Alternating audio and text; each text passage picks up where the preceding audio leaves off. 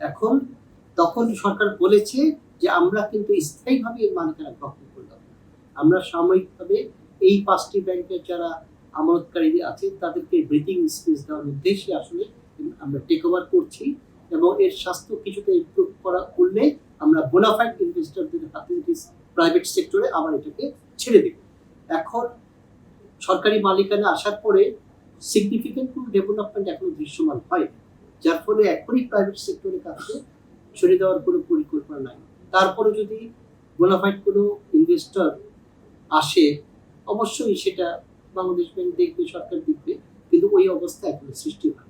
এটা কোনো মানে জায়গা থেকে তেমন কোনো প্রপোজাল আসেনি যে আমরা এই রাষ্ট্র সম্মিলিত ব্যাংকের অংশীদার হতে চাই।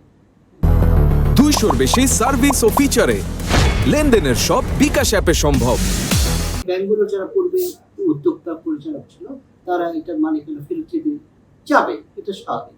এবং একটি আপনার 18 ক ধারা যেটা, সেখানে বলা হয়েছে 7.5% ডাউন পেমেন্ট দিয়ে আবার মালিকানা ফেরত পাওয়ার দাবি করার সুযোগ রয়েছে। এর অর্থ এই না যে কেউ 7.5% দেওয়া মাত্র তার মালিকানা ফেরত পাবে, এটা হলো তার সূচনা কারণ।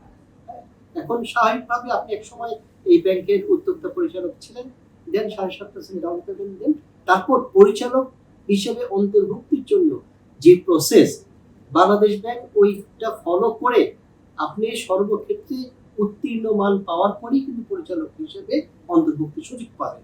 এবং ওই উত্তীর্ণ মান যদি আপনি অর্জন করতে পারেন তবে আপনার এই ব্যাংকের মালিকানায় পুনরায় ফেরত আসা বাংলাদেশ ব্যাংক, মিডিয়া বা দেশবাসী কেউ নেতিবাচকভাবে দেখতে।